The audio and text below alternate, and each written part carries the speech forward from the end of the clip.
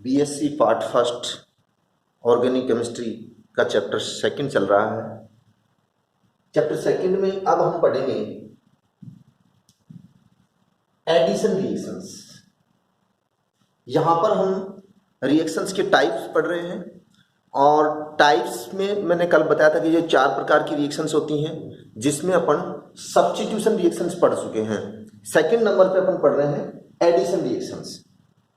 Addition reactions वे reactions होती हैं जिनमें 2 अथवा 2 से ज्यादा रिएक्टेंट्स यानी क्रियाकारक मिलकर के एक ही प्रोडक्ट मॉलिक्यूल का निर्माण करते हैं, तो उसे हम एडिशन रिएक्शन कहते हैं। या सिंपल भाषा में जैसे अपन समझें कि मान लो सब्जी अपन बना रहे हैं, तो अपन किसी पोट के अंदर तेल भी डालते हैं, मिर्च भी डालते हैं, सारी चीजें डालते हैं सब्जी वगैरह डाल करके।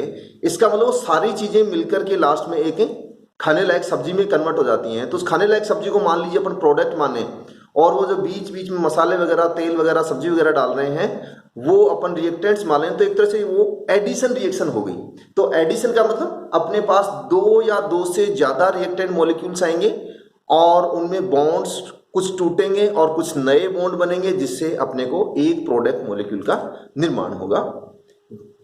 ध्यान रखना, जितने भी अनसैचुरेटेड मॉलिक्यूल्स हैं वो एडिशन रिएक्शंस दे सकते हैं, लेकिन सैचुरेटेड हो 100% वो कभी भी एडिशन रिएक्शन नहीं देगा।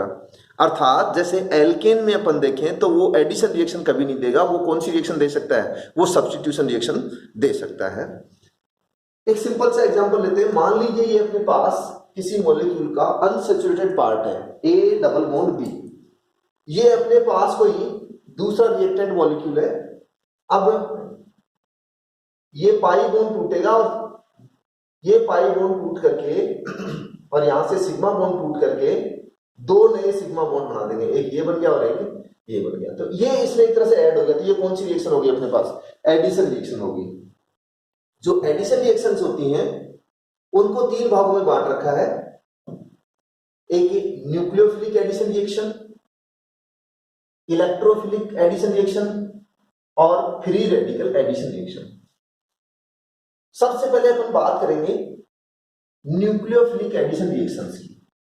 तो याद रखना, न्यूक्लियोफिलिक एडिशन रिएक्शन किन्हें कहते हैं?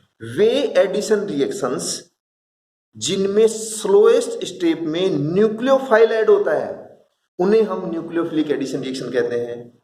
और वे एडिशन रिएक्शंस जिनमें स्लोएस्ट स्टेप में इलेक्ट्रोफाइल ऐड होता है उन्हें हम इलेक्ट्रोफिलिक एडिशन रिएक्शंस कहते हैं। डिफरेंस याद रखना, दोनों में ही जुड़ते हैं, चाहे कोई सी भी एडिशन रिएक्शन हो, चाहे नाभिक से नहीं हो, चाहे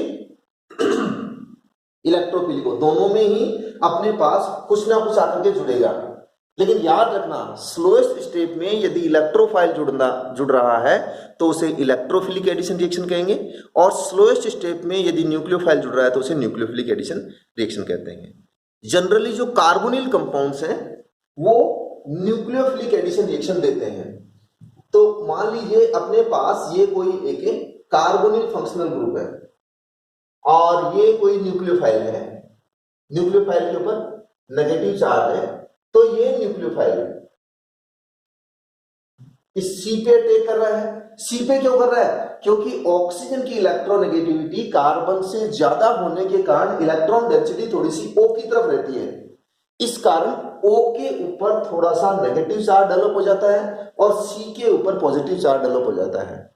ये न्यूक्लियोफाइल इस कार्बन से जुड़ जाएगा और O के ऊपर नेगेटिव चार्ज आ जाएगा। ये हो गया अपना स्लो स्टेट। और मैंने कहा था स्लो स्टेट में यदि न्यूक्लियोफाइल जुड़ रहा था न्यूक्लियोफिलिक एडिशन रिएक्शन।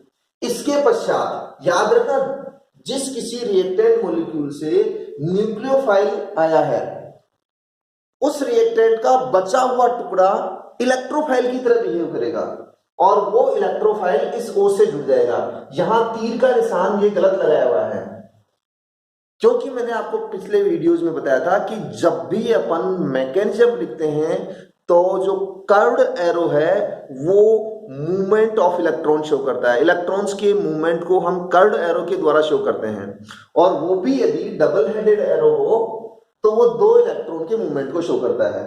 तो एक तरह से इसका जो सही मैकेनिज्म होगा वो इस प्रकार से होगा।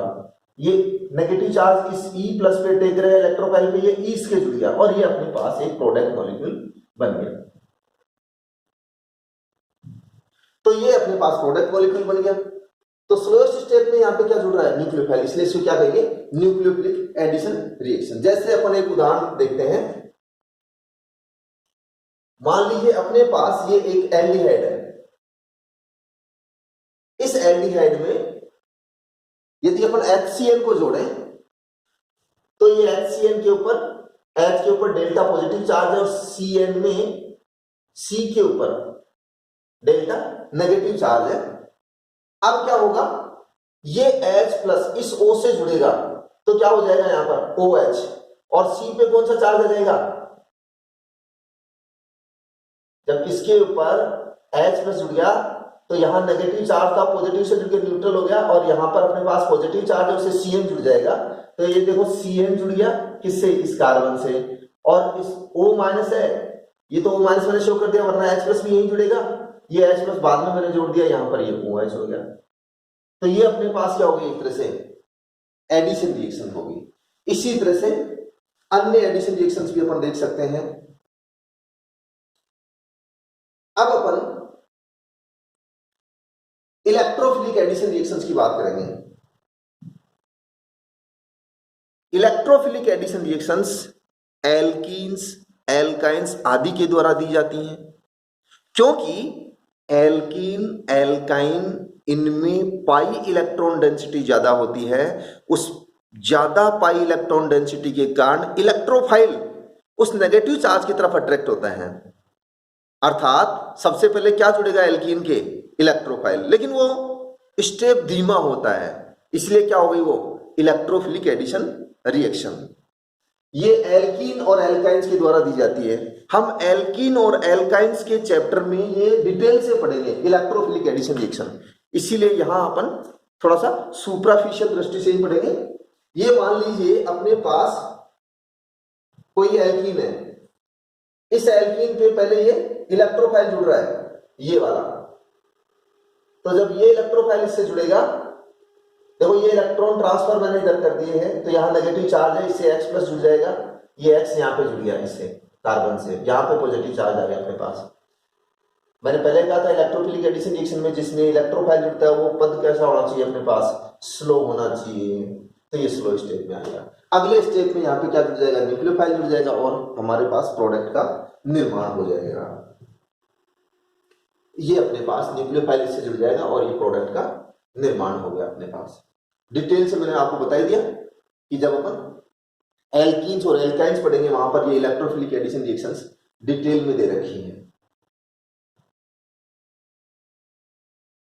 ये आपने खूब पढ़ा होगा 12th क्लास में भी, हालांकि ये भी एडिशन रिएक्शन ही है इलेक्ट्रोफिलिक, एल्कीन और ये HBr की रिएक्शन अपन करवा रहे हैं यहां पर। तो देखिए मार्कोनिकॉफ नियम आपने पढ़ा होगा, तो मार्कोनिकॉफ नियम क्या कहता है अपने को, जब किसी असममित एल्कीन की अभिक्रिया, असममित एल्कीन का मतलब डबल बॉन्ड की दोनों साइड क्या हो, असमान हो, तो वो असममित एल्कीन रहेगी। जैसे यहां पर डबल बॉन्ड के इस साइड में मिथिल है, इस साइड में सिर्फ H ही है, तो जब किसी असममित एल्कीन की अभिक्रिया HBr के साथ करवाई जाती है, तो या अन्य HX के साथ करवा दो तो भी सेम रिजल्ट्स आएंगे, HBr के साथ करवाई जाती है तो HBr का H परमाणु द्विबंध वाले कार्बन के उस कार्बन से जुड़ता है जिस पर पहले से ही H परमाणुओं की संख्या अधिक हो, अर्थात ये वाला जो H है वो देखो इस कार्बन की एक ही H है और यहां कितने हैं, 2 H हैं, तो ये H इस साइड में जुड़ेगा CH2 की साइड में, नहीं कि CH की साइड में। ये देखो CH2 का क्या हो जाएगा CH3 और ये भी, तो ये तो अपने को मिलता है मेजर प्रोडक्ट और ये मिलता है अपने को माइनर प्रोडक्ट। यही क्या है मार्कोनिकॉफ नियम, जो अपन एल्कीन वाले चैप्टर में भी पढ़ेंगे। तो मार्कोनिकॉफ नियम एक बार वापस बताते हैं, जब किसी असममित एल्कीन की अभिक्रिया HX के साथ करवाई जाती है तो HX का H असममित एल्कीन के उस कार्बन परमाणु से जुड़ता है जिस पर पहले से ही H परमाणुओं की संख्या अधिक हो। अब ऐसा क्यों होता है वो इसके मैकेनिज्म में है, जो अपन एल्कीन वाले चैप्टर में पढ़ेंगे। अब अपन बात करते हैं फ्री रेडिकल एडिशन रिएक्शंस। तो फ्री रेडिकल एडिशन रिएक्शन में सीधी सी बात है, फ्री रेडिकल्स बनेंगे, यानी जो अपने पास एल्कीन है या एल्काइन है उस पर क्या जोड़ेंगे अपन, फ्री रेडिकल जोड़ेंगे, फिर नया फ्री रेडिकल बन जाएगा। फिर जो पीछे टूटा हुआ फ्री रेडिकल था वो एल्कीन का जो नया फ्री रेडिकल बना है उससे जुड़ जाएगा और हमें उत्पाद मिल जाएगा। जैसे आपने खरास प्रभाव या परोक्साइड इफेक्ट अथवा एंटी मार्कोनिकॉफ नियम पढ़ा होगा। तो एंटी मार्कोनिकॉफ नियम क्या कहता है, ध्यान से सुनना। एंटी मार्कोनिकॉफ नियम ये कहता है कि जब किसी असममित एल्कीन की अभिक्रिया HBr के साथ, अन्य कोई HX नहीं, HBr के साथ परोक्साइड की उपस्थिति में करवाई जाती है, तो HBr का H द्विबंध वाले उस कार्बन परमाणु से जुड़ता है जिस कार्बन परमाणु पर पहले से ही H परमाणुओं की संख्या कम हो।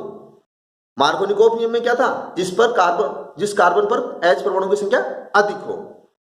तो ये अपने पास असममित एल्कीन है, HBr के साथ रिएक्शन करवा रहे हैं, हम मैकेनिज्म की तरफ नहीं जा रहे हैं जिसमें पेरोक्साइड इस्तेमाल होता है। अब इसके रिएक्शन यदि Br फ्री रेडिकल के साथ करवाऊं तो देखो Br यहां पे जुड़ सकता है अथवा यहां पे जुड़ सकता है, लेकिन Br के जुड़ने के चांसेस कहां ज्यादा है, देखो दोनों जगह मैंने जोड़ दिया है, इस वाले पे जोड़ा तो ये वाला रास्ता है अपने पास, और Br को इस वाले पे जोड़ता हूं तो ये वाला रास्ता है। लेकिन यहां जो फ्री रेडिकल है वो 1 डिग्री फ्री रेडिकल है और यहां जो फ्री रेडिकल है वो 2 डिग्री फ्री रेडिकल है। चूंकि 2 डिग्री फ्री रेडिकल अति संयुग्मन तथा प्लस आई प्रभाव के कारण ज्यादा स्थायी होता है, इस कारण से इसकी मात्रा अधिक बनेगी और इसकी मात्रा कम बनेगी। और अगले स्टेप में ये जो फ्री रेडिकल है वो HBr से S ले लेगा और हमें ये उत्पाद मिल जाएगा। अर्थात अगर असममित एल्कीन है तो पेरोक्साइड की उपस्थिति में अलग उत्पाद बनता है, और यदि पेरोक्साइड नहीं ले तो दूसरे प्रकार का उत्पाद बनता है। ये दोनों याद रखने हैं आपको, मार्कोनिकॉफ नियम और एंटी मार्कोनिकॉफ नियम। अब अपन बात करेंगे विलोपन अभिक्रिया की।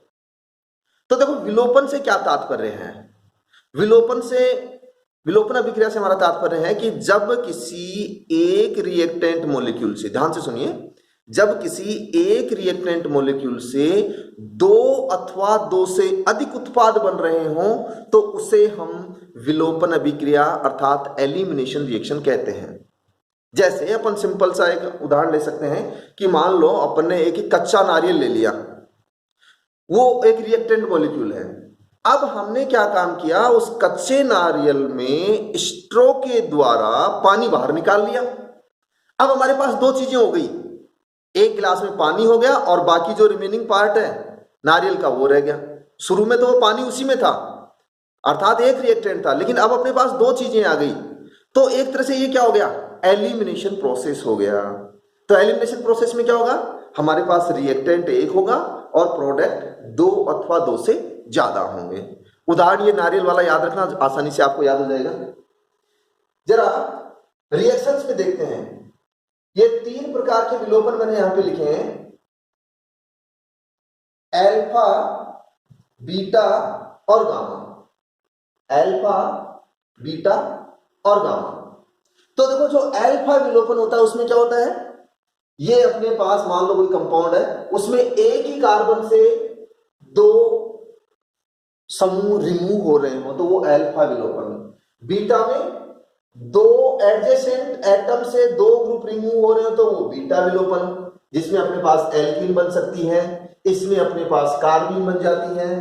गामा विलोपन, जो 1,3 पोजीशन वाले कार्बन एटम्स हैं वहां से यदि 2 समूह एलिमिनेट हो जाए तो ये कहलाएगा अपने पास गामा विलोपन या 1,3 विलोपन। तो अल्फा विलोपन भी देखने को मिलता है, बीटा भी मिलता है और गामा विलोपन भी देखने को मिलता है। अब जो विलोपन रिएक्शंस है उनको 2 भागों में बांट रखा है, एक E1 रिएक्शंस और एक अभी आएगी E2 रिएक्शंस।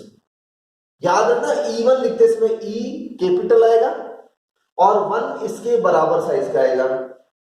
जब आप E2 लिखोगे वही E कैपिटल और 2 इसके ठीक बराबर साइज का।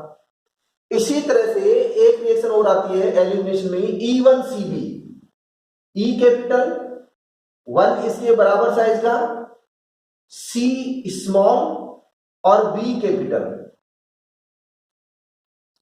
ये E1CB मैकेनिज्म। तो ये 3 मैकेनिज्म काम में आते हैं किसमें? एलिमिनेशन रिएक्शंस में, E1, E2 और E1CB। ये अपन डिटेल से पढ़ेंगे कहां पर? जो एल्किल हैलाइड वाला चैप्टर है उसमें। यहां एक सिंपल सा एग्जांपल ले लेते हैं E1 रिएक्शन का।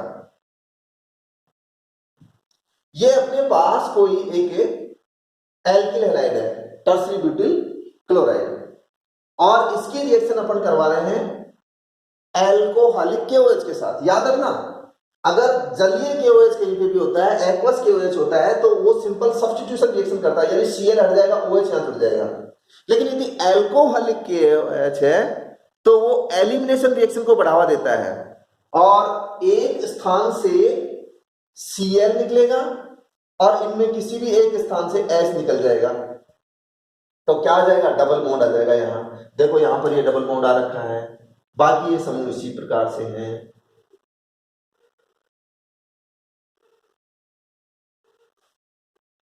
तो ये अपने पास कौन सी होगी? E1 रिएक्शन होगी।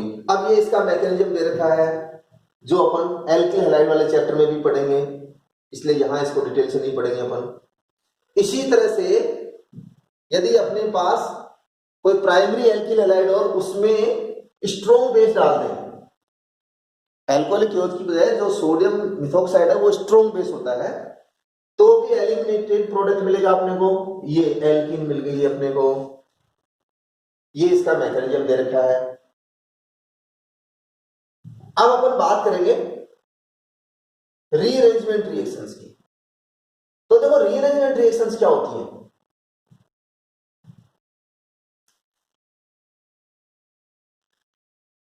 रीअरेंजमेंट रिएक्शन का मतलब होता है कि अपन सिंपल सी भाषा में समझें तो मान लीजिए आप कहीं पर भी स्पेशल चश्मे लगा के खड़े हुए हैं और थोड़ी दूर जाने के पश्चात आपने जो चश्मे की स्थिति है वो आंखों से हटा करके सिर में लगा लिए वही चश्मे। इसका मतलब जो रिएक्टेंट मॉलिक्यूल आपने अपने आप को माना, उसमें जो चश्मे की स्थिति है वो आपके ऊपर ही है। पहले आंखों पे था, अब आपने सिर पे लगा लिया, तो ये क्या हो गया? एक तरह से रीअरेंजमेंट।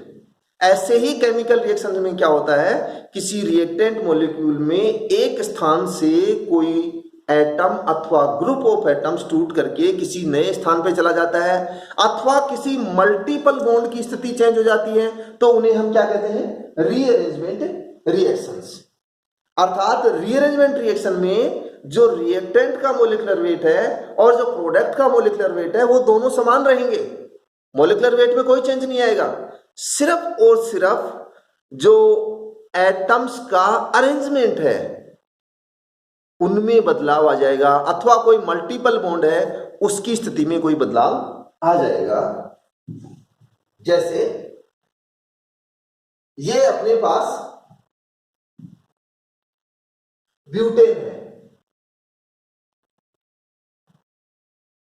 और इस ब्यूटेन को यदि हम एनहाइड्रस, एनहाइड्रस का मतलब बिना पानी वाला, यानी पानी बिल्कुल भी नहीं है, एनहाइड्रस AlCl3 की प्रेजेंस में गर्म कर देंगे। देखो, हीटिंग का साइन याद रखना, ये इस प्रकार का ट्रायंगल आता है, क्योंकि जब अपन कहीं पे भी आग जलाते हैं तो जो आग की शेप होती है वो कैसी होती है? बिल्कुल ट्रायंगुलर, नीचे से बड़ी और ऊपर जाके वो एक पतली शेप में होती है, चोटीनुमा हो जाती है। तो बिल्कुल आग की जो शेप होती है वही शेप इस ट्रायंगल में है। तो ये जब भी सिंबल आए तो इसका मतलब अपन गर्म कर रहे हैं, तो ये हीटिंग का सिंबल। तो AlCl3 की प्रेजेंस में, याद रखना एनहाइड्रस वाला, इसकी प्रेजेंस में गर्म करते हैं तो इसमें रीअरेंजमेंट हो जाएगा और हमें क्या मिलेगा? ये 2-मेथिल प्रोपेन मिल जाएगा। इसका भी मोलिकुलर वेट कितना हो जाएगा अपने पास? 48, 50, 52 और 6 56, 56 है इसका मोलिकुलर वेट। तो इसका मोलिकुलर वेट भी क्या होगा, 56 होगा। तो मोलिकुलर वेट वही रहता है, सिर्फ जो पोजीशंस हैं वो चेंज हो जाएंगी ग्रुप्स की। इसी तरह से देखिए नाइट्रोबेंजीन का यदि अपन इलेक्ट्रोलिटिक रिडक्शन करवा दें, वैद्युत अपचयन करवा दें, तो ये अपने पास फेनिल हाइड्रोक्सिलेमीन बन गया। अब ध्यान से देखिए, ये फेनिल हाइड्रोक्सिलेमीन इसमें रीअरेंजमेंट होता है और इसमें रीअरेंजमेंट होने के पश्चात हमें पैरा एमिनो फिनोल प्राप्त होता है। दोनों का मोलिकुलर वेट सेम है, सिर्फ ये जो OH था वो यहां से टूट के इस पैरा स्थिति पर आ गया, यहां का जो H था वो यहां पहुंच गया, तो ये NH2 हो जाएगा और यहां पे क्या जुड़ जाएगा, OH। तो ये क्या हो गया अपने पास, रीअरेंजमेंट रिएक्शन। अब अपन अगले वीडियो में देखेंगे एनर्जी कंसिडरेशन इन रिएक्शंस। तब तक के लिए आपको धन्यवाद।